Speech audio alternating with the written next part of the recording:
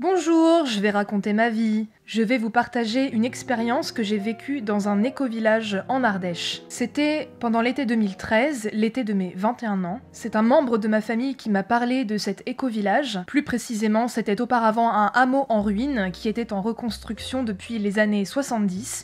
Ce hameau se trouvait à côté d'un petit village et on pouvait s'inscrire en tant que bénévole pour aider à la reconstruction de ce hameau avec des moyens écologiques. Je me suis dit que ce serait une chouette expérience, et en effet, ça a été une très chouette expérience, même s'il y a des points qui m'ont aussi déplu et qui ont fait que j'ai écourté mon séjour. J'étais censée y rester 2 semaines et j'y suis restée, je crois, 10 jours. Mais je voulais vous partager ça déjà pour que vous sachiez un peu en quoi ça consistait, si jamais le sujet vous intéresse. Donc c'est parti pour le racontage de vie, le racontage d'expérience. Donc, comme je le disais, c'était un hameau situé près d'un petit village. Les seuls moyens d'y accéder, c'était un chemin qui longeait une rivière. Il y avait un fossé, puis ensuite une rivière. On mettait à peu près 10-15 minutes à pied. Impossible d'emprunter cette route en voiture. Ou bien, on pouvait y accéder par le haut d'une falaise. Un chemin avait été construit par les habitants du hameau. Un chemin de pierre, assez escarpé, qui faisait pas mal de virages, et donc pareil, impossible d'y accéder en voiture, beaucoup trop étroit, beaucoup trop pentu, donc le hameau n'était accessible qu'à pied ou à la limite à vélo. Donc tu demandais à participer à la construction de cet éco-village en tant que bénévole, il fallait payer juste pour les repas, donc moi j'étais partie pour 2 semaines. Je vais parler au passé, même si ce hameau existe encore, mon expérience date de 2013, donc il y a quasiment 7 ans, donc il y a sans doute des choses qui ont changé, mais en tout cas à l'époque, il y avait donc une ferme, des potagers, de la permaculture, il y avait des chèvres, il y avait des poules, des oies sans doute aussi. Il y avait, il me semble, un coin buvette, et ensuite c'était simplement des habitations, et pour les bénévoles qui venaient participer au chantier, on dormait dans des tentes. On devait amener notre tente, on avait un emplacement, voilà. Pour ce qui était des douches, je me souviens, c'était assez marrant. Donc il y avait 3 ou 4 cabines de douche. Et en fait, l'eau venait directement de la rivière en contrebas. Ils avaient installé un système de canalisation. Donc c'était des douches froides, hein, mais comme c'était en plein été, qu'il faisait très chaud, c'était pas dérangeant. Et donc pendant que certains allaient prendre leur douche, il fallait qu'un autre pompe l'eau. C'était une grande roue métallique et il fallait la faire tourner comme ça pour que l'eau arrive dans les cabines de douche. Il y avait à disposition des savons, des shampoings, des dentifrices complètement bio. Comme ça, les produits qui se déversaient dans la rivière ne risquaient pas de la polluer. Il y avait 2 lavabos avec des miroirs. C'était une salle de bain en plein air. Et le but c'était quand même de pas rester trop longtemps sous la douche, hein, parce que pomper chaque soir, chaque matin, bon voilà. Hein. On mangeait également dehors, il y avait une cuisine dans le hameau. Alors je vais vous expliquer comment se passaient les journées. Le matin, donc il y avait les organisateurs du séjour qui nous présentaient une liste de tâches à faire. Et après, chacun devait s'inscrire à une tâche pour le matin, puis ensuite une tâche pour l'après-midi, et il fallait tourner. C'est-à-dire que si j'avais fait une certaine tâche la veille, je pouvais pas redemander la même pour le lendemain, il fallait un peu tout faire. Dans ce que j'ai fait, alors j'ai appris à fabriquer des briques. Donc je me souviens qu'on piochait de la glaise dans des petites falaises de glaise qui avaient un petit peu plus haut. Ensuite, on avait à disposition des moules et il fallait mettre de la terre, un peu d'eau, de la paille, et je crois que c'était tout. Et donc on mettait tout ça dans un moule, ensuite ça devait sécher et on pouvait démouler les briques. Et ensuite, avec ces briques, j'ai aidé à fabriquer un mur pour une maison. J'arrête pas d'essayer de remettre une mèche qui m'embête, pardon. Il me semble qu'on avait fabriqué une espèce de ciment aussi. Je me souviens plus comment, mais en tout cas, voilà, je me souviens de poser des briques, de mettre le ciment naturel à la truelle, qui avait, alors désolé pour les architectes et les maçons, j'ai pas les termes, mais un fil très fin tendu entre chaque mur pour que on puisse avoir un repère pour que ce soit bien droit. J'ai appris à faire du pain dans un four à pain à l'ancienne, des grosses miches de pain, c'était super. J'ai sans doute dû aider au potager aussi, je me souviens pas trop, mais c'est probable qu'on l'ait fait. J'ai fait la cuisine pour 60 personnes. c'était quelque chose. Il y a eu une journée où on devait ramener des pierres, des grosses pierres au fond de la rivière, on devait les ramener sur l'autre rive et ces pierres allaient servir pour des constructions et donc on avait formé une chaîne humaine comme ça dont certains étaient dans l'eau. Moi-même je m'étais mise dans l'eau et donc on se passait les grosses pierres comme ça et ça glissait pas mal, c'était un petit peu... c'était quelque chose, voilà, on va dire ça comme ça. J'ai encore cette mèche qui m'embête. Et donc j'avais jamais fait de chaîne humaine, d'ailleurs je me souviens, je viens de me rappeler qu'on avait fait pareil avec des seaux remplis de je ne sais plus quoi, de gravier ou de mortier, je sais plus, mais qu'on se faisait des chaînes comme ça peut très vite être fatigant. Et il y a eu une journée où on s'est levé à 5h du matin, et on s'est tous retrouvés en haut de la falaise par où passait le chemin qui menait au village, parce que des agriculteurs nous y attendaient et avaient amené plein de bottes de foin qu'il fallait redescendre pour les mettre dans un abri pour l'hiver. Et ces bottes de foin pesaient, et je n'exagère pas, pesaient 25 kilos. Et si on a commencé aussitôt, c'est parce qu'on voulait éviter le plus possible les fortes chaleurs de fin de matinée, midi, etc. Donc on a pris notre petit déjeuner en haut de la falaise avec les agriculteurs, et ensuite on nous mettait des bottes de foin avec des petits fils comme ça qui niquaient un petit peu les mains, sur les épaules, et on devait descendre le long chemin pentu jusqu'à l'abri. Et ensuite, il fallait remonter et recommencer, redescendre, remonter. Il y avait aussi des morceaux de tôle à descendre. Alors là, on se mettait à deux. On avait 2 planches qu'on mettait chacune de ces planches sur nos épaules. Donc un devant, un derrière. Et ensuite, des gens posaient les morceaux de tôle sur les 2 planches et on devait descendre comme ça. Il y avait d'autres choses à descendre aussi, mais c'était principalement des bottes de foin. C'était très lourd. Et en plus, au fur et à mesure, donc déjà, il fallait tout redescendre. Et c'était une assez longue descente, une assez longue montée. Donc tout remonter. Au fur et à mesure, il y avait du foin qui tombait sur le sol, donc ça devenait glissant. Mais c'était chouette, enfin ça a duré quand même un petit bout de temps de faire tout ça, plusieurs heures, facilement 5 voire 6 heures de travail, mais c'était une sacrée expérience aussi.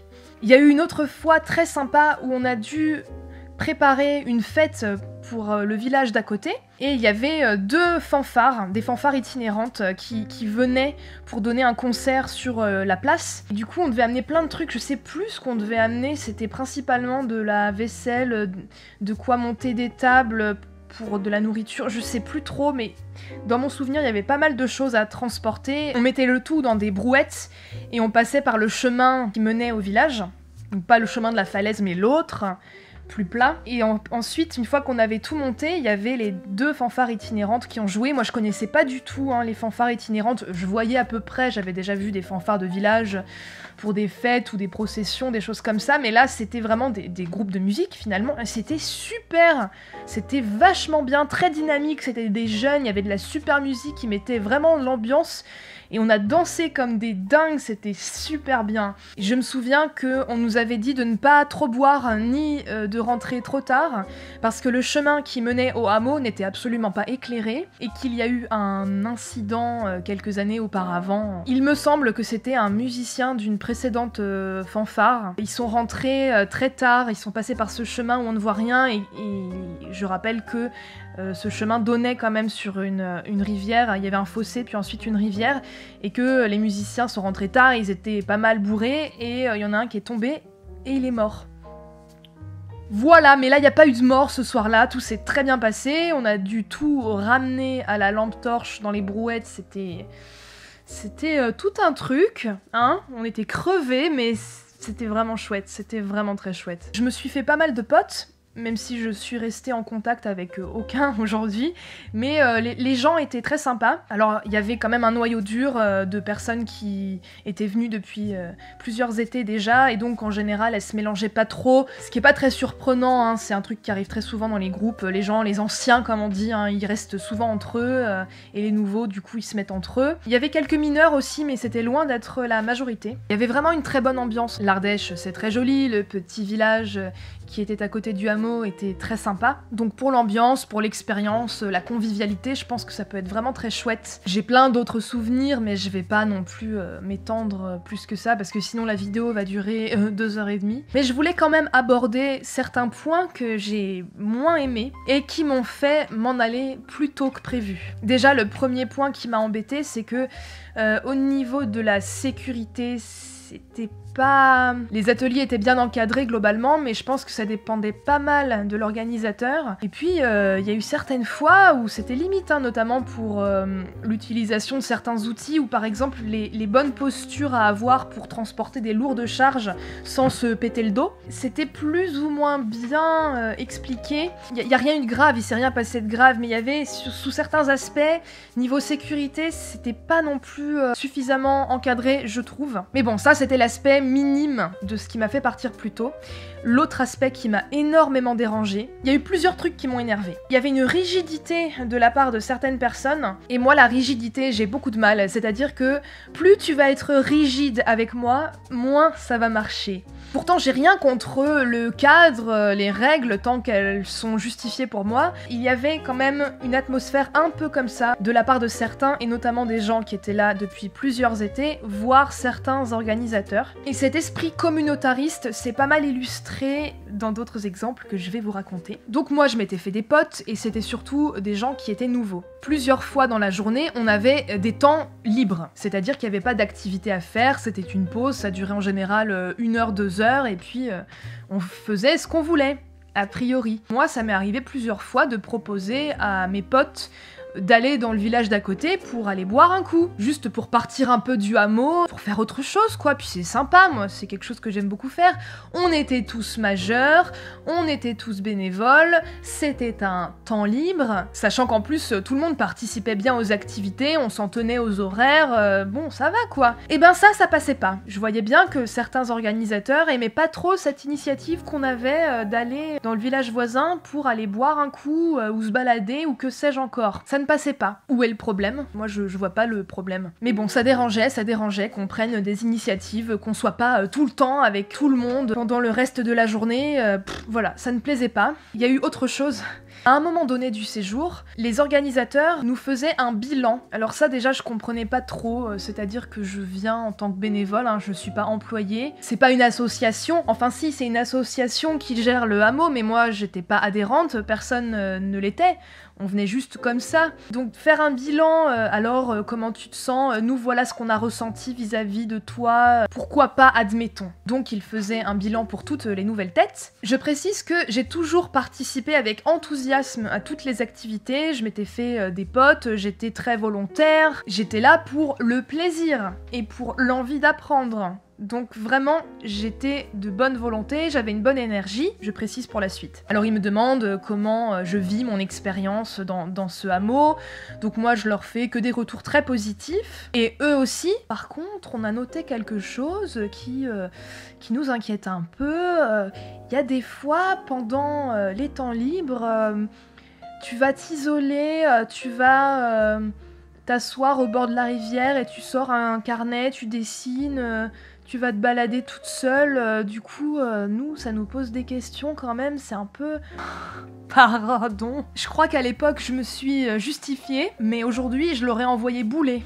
Tellement j'en reviens pas. Oh, excuse-moi de vouloir me soustraire pendant un petit temps du groupe. On n'est pas obligé d'être collés ensemble, on n'est pas un gloubi-boulga d'êtres humains qui sont incapables de se quilter, on n'est pas un amalgame de trucs, une entité... Et c'est pas parce que c'est une expérience de groupe qu'on est tout le temps obligé d'être collé. C'est pour ça que je parle d'un esprit communautariste et en gros, toute espèce d'élan d'individualité, de besoin de s'isoler, de prise d'initiative, d'indépendance finalement. Ah non, alors, ça nous embête. Mais de quoi ? De quoi c'est sain aussi de se retrouver un peu seul alors que t'as été avec tout le monde toute la journée. Et puis chaque caractère est différent, il y a des gens, ok, ils ont besoin d'être tout le temps entourés, bah t'en as d'autres, ils ont besoin de moments de solitude. Est-ce que c'est grave? Si encore j'avais passé tout le séjour à m'isoler, à faire la gueule, à pas vouloir vraiment participer aux activités, évidemment que là, cette inquiétude aurait été légitime, mais là... Qu'est-ce que ça m'a saoulée! Et j'étais loin d'être la seule que ça a saoulée. J'en avais parlé avec d'autres personnes après, qui d'ailleurs ont écourté leur séjour à cause de ça aussi. Moi, ça a été vraiment une des raisons pour laquelle je suis partie plus tôt, déjà parce que la plupart des amis que je m'étais fait avaient décidé de s'en aller, parce que justement cet esprit communautariste était vraiment trop pesant, assez intolérant à vouloir gommer l'individualité, ce qui est très problématique, et alors moi... Moi, ça m'oppresse, mais à un point... Je fous le camp. Et du coup, voilà, ce sont les points négatifs qui m'ont fait partir plus tôt de ce hameau. Mais cette expérience reste quand même très chouette, elle a été très formatrice. Et dernière petite anecdote, et après j'arrête là mon témoignage. Quand je suis rentrée chez moi, j'avais envie d'adresser un dernier petit au revoir à ce hameau. Donc il y avait possibilité de commander quelques-uns de leurs produits de la ferme en ligne. Donc moi j'avais commandé quelques pots de confiture. Et j'en avais profité pour leur écrire un mail assez conséquent, pour les remercier de cette expérience, que j'avais été très contente de les rencontrer, etc. Que un truc positif. Et donc j'ai commandé les confitures en même temps, et je n'ai jamais eu de réponse.